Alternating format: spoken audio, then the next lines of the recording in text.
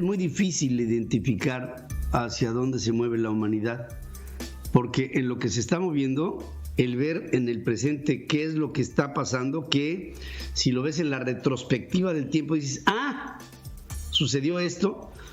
Hoy el planteamiento que hace Ernesto Peña tiene que ver con una tendencia que pudiera estarse viviendo, que es el neo-oscurantismo. Y de ello, querido Ernesto, somos todo oídos y la mente abierta para escucharte como siempre. ¿Cómo estás? Buenos días, querido amigo.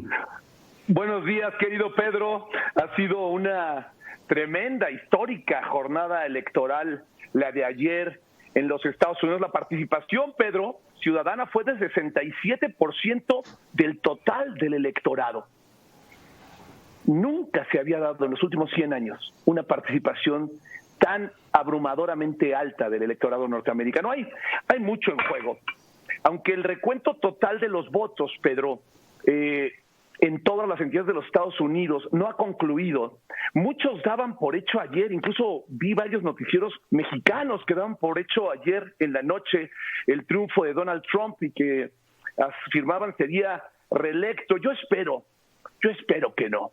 En esas primeras horas de la mañana, los hechos vienen a demostrar que Biden podría ser el siguiente presidente norteamericano. Vamos a ver, todavía hay un trecho que recorrer. A los Estados Unidos y al mundo, Pedro, les vendría realmente bien un muy temprano cambio de rumbo. Estos 4 años de Trump han sido terribles. El simple hecho de que Trump siga firmemente en la pelea alarma.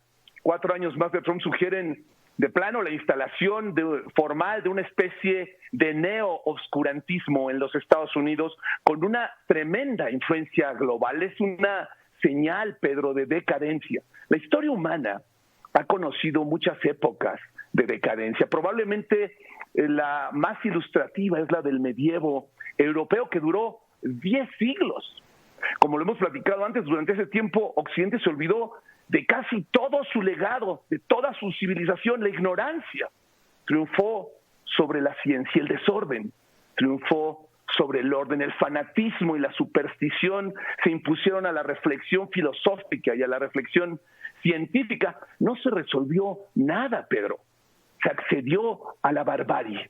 Es posible que justo para allá estemos intentando ir de regreso. Sería terrible. Los síntomas son francamente semejantes. La oscuridad de la mente humana en aquella época era aceptada con gusto por las mayorías e impuesta con energía a las minorías más educadas ante la imposibilidad de cuestionar las ideas establecidas desde el poder, que era particularmente eclesiástico. Se tenía que creer a ciegas y por fe en las cosas que se imponían. No se admitía la crítica, ni la posibilidad de prueba. La lucha de la luz sobre la oscuridad de la mente no fue fácil, ni fue un hecho repentino. Se llevó mucho tiempo. La Edad Media arrancó en el siglo V y terminó en el siglo XV.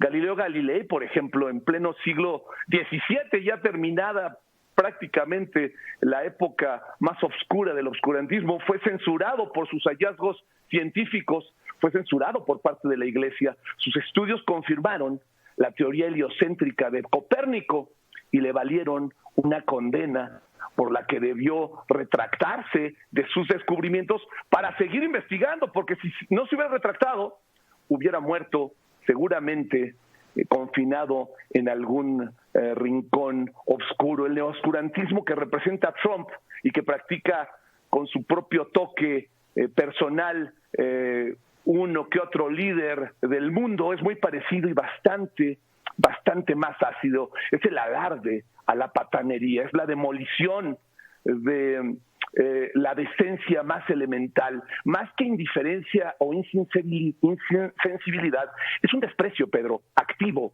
y vehemente. Es la política basada en la burla, en el insulto, en la vejación.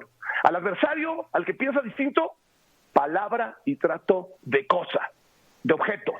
El oscurantismo es agente de una profunda degradación moral. Su peor legado, sin duda, consiste en convertir lo indefendible en medalla de autenticidad.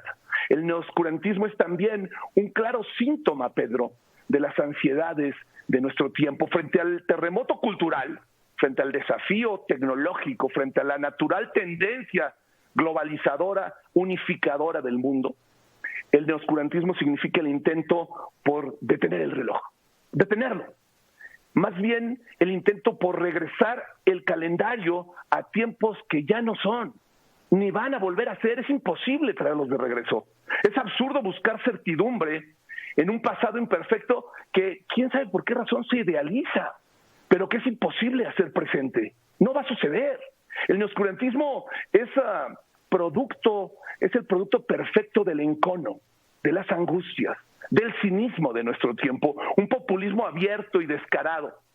El neoscurantismo sigue justamente eso, puntualmente un libreto populista, cultiva las enemistades, deslegitima al adversario, corroe las instituciones, pero su retórica y su práctica, Pedro, no buscan la incorporación, sino la repulsa. El molde populista es el mismo, compactar cualquier asunto complejo a la simplicidad elemental de dos polos opuestos. El patriotismo siempre está contra la traición, despreciar la ciencia, despreciar el dato duro, despreciar los hechos, pasar por encima las reglas, colonizar las instancias de la neutralidad, pervertir el lenguaje, hacer imposible la conversación y poner todo ese arsenal al servicio de un grupo muy específico de ganadores, un espectáculo francamente sofocante. El neoscurantismo es una derivación política del mundo del espectáculo, un reality show desde el que se ejerce el poder, la política convertida en un entretenimiento prácticamente morboso. Aún en ese escenario, Pedro, hay muy valiosos signos de corrección. Espero que sean suficientes para empujar desde ya un cambio de rumbo. Las mujeres norteamericanas votaron abrumadoramente contra Trump, lo mismo que las minorías hispanas, fíjate, con todo y que el presidente López Obrador fue para allá a ayudar a Trump. Las minorías hispanas y afroamericanas votaron en contra de Trump, los jóvenes votaron más que nunca y con una clara preferencia hacia Biden.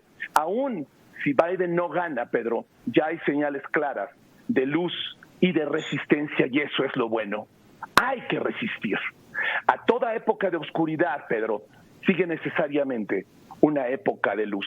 Después de la noche, siempre sigue el día. Después de los años oscuros de la Edad Media, vino el Renacimiento, Pedro, una magnífica época de resurgimiento de los valores humanos, del humanismo, de enorme desarrollo de la ciencia, de la técnica, del arte, de la filosofía, de la política como ciencia. Más temprano que tarde, Pedro, vendrá en este mismo primer cuarto del siglo XXI un nuevo renacimiento. Que así sea.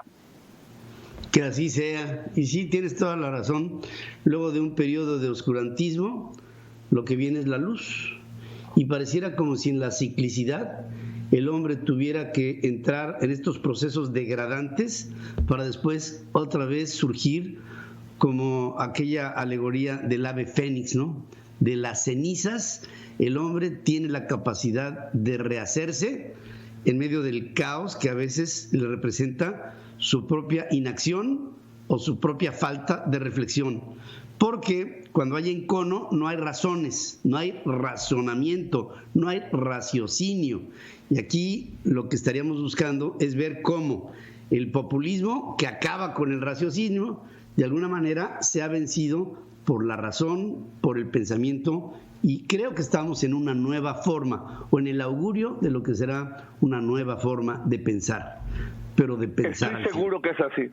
Estoy seguro que es así, Pedro. Y esas son señales positivas. Desde luego, está muy arraigado este sentimiento, este populismo en Estados Unidos y en muchas partes del mundo, pero ya hay señales de reacción positiva, de resurgimiento, de despertar. Es tiempo de despertar. Y la participación ciudadana ayer en los Estados Unidos fue muy relevante.